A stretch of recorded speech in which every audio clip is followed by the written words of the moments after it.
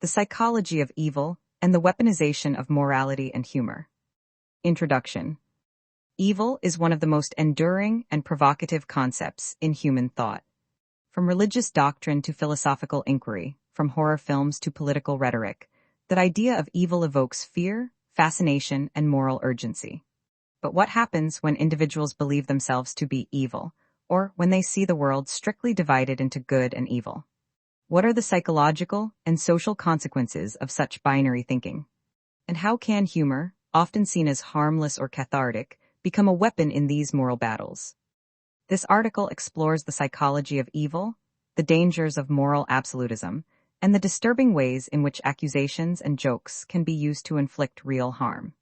Drawing on social psychology, philosophy, and cultural analysis, we examine how belief shapes perception, how morality becomes a battlefield, and how humor can cross the line from satire to cruelty. The self-identification with evil. Some individuals embrace the label of evil not because they revel in cruelty, but because they reject societal norms. They may see themselves as outsiders, rebels, or truth-tellers in a world they perceive as hypocritical or corrupt. This identification can stem from trauma, philosophical conviction, or a desire to reclaim agency in a society that marginalizes them.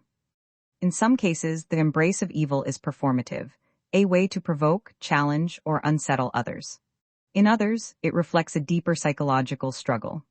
The philosopher Friedrich Nietzsche warned against the dangers of moral rigidity, arguing that the suppression of instinct and passion could lead to resentment and nihilism.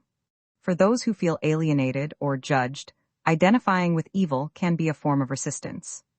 But this resistance can also become destructive. When individuals internalize the idea that they are inherently bad, they may act out in ways that confirm that identity. This self-fulfilling prophecy can lead to cycles of harm, isolation, and despair. Moral absolutism and black and white thinking. Moral absolutism, the belief that actions are either wholly good or wholly evil, can simplify a chaotic world. It offers clarity, certainty, and a sense of righteousness. But it also fuels conflict, misunderstanding, and extremism. People who see the world in black and white often divide others into us and them. The good are virtuous, pure, and deserving of protection. The evil are corrupt, dangerous, and deserving of punishment. This binary thinking leaves little room for nuance, context, or empathy. Social psychologist Jonathan Haidt has argued that moral judgments are often intuitive and emotionally driven, rather than rational. When people feel threatened or morally outraged, they may demonize others without fully understanding their motives or circumstances. This can lead to scapegoating, moral panic, and even violence. In extreme cases, moral absolutism can justify atrocities. Hannah Arendt famously described the banality of evil in her analysis of Adolf Eichmann, a Nazi bureaucrat who facilitated the Holocaust not out of hatred, but out of obedience and moral detachment. When people stop questioning authority or moral frameworks, they may commit or condone horrific acts. The weaponization of accusations. In ideological battles, accusations of evil, especially of heinous crimes like pedophilia, are sometimes used not as genuine claims, but as tools of psychological warfare. These accusations can serve to discredit opponents, trigger moral panic, and inflict emotional torment. Labeling someone a pedophile, for example, evokes visceral disgust and fear. It instantly undermines their credibility, isolates them socially, and subjects them to public shaming. Even if the accusation is false, the damage can be irreversible. This tactic is especially potent when directed at people perceived as too good, righteous, principled, or morally uncompromising. Their virtue becomes a threat to those who feel exposed or judged, and so they are cast as villains to neutralize their influence. Such weaponization of morality is not limited to fringe groups. In politics, media, and online discourse, accusations are often used to silence dissent, rally support, or distract from real issues. The goal is not justice but domination. Humor as a social weapon. Humor is often seen as harmless, a way to cope with stress, challenge authority, or build social bonds. But jokes can also be cruel, manipulative, and destructive. When humor targets vulnerable individuals or groups, it can reinforce stereotypes, normalize abuse, and justify exclusion. In the context of moral conflict, Jokes can be used to mock, belittle, or dehumanize opponents. They can disguise aggression as wit, making cruelty seem clever or justified. This is especially dangerous when the humor is directed at people who are already marginalized or stigmatized. For example, calling a morally upright person a pedophile as a joke may seem absurd or ironic to some, but it can have devastating consequences. The accusation, even in jest, plants doubt, spreads rumors, and invites scrutiny. It can lead to social ostracism, professional ruin, and psychological trauma. Moreover, humor can be a form of gaslighting. When someone reacts to a cruel joke with hurt or anger, they may be told they are too sensitive or can't take a joke. This shifts the blame onto the victim and absolves the perpetrator of responsibility. Satire and parody have long been tools of social critique.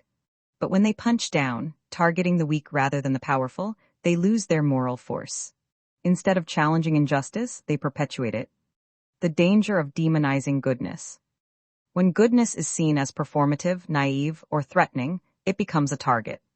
In some circles, righteousness is mocked as virtue signaling, and moral clarity is reframed as arrogance.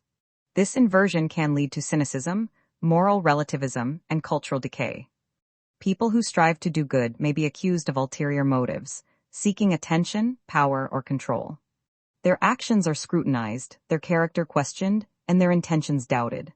This creates a hostile environment for ethical behavior and discourages moral leadership.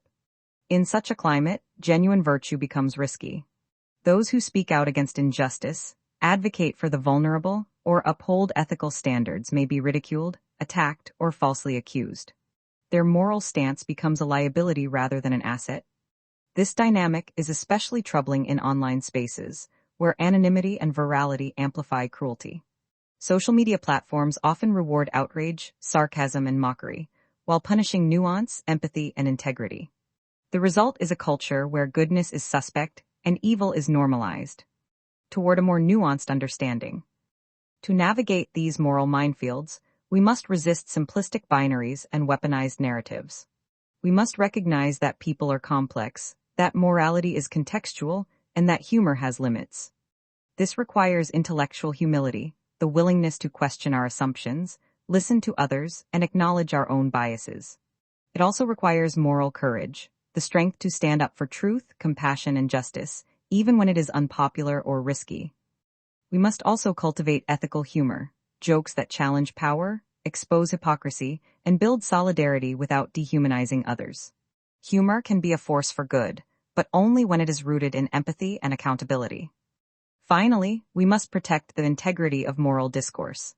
Accusations of evil should be based on evidence, not ideology.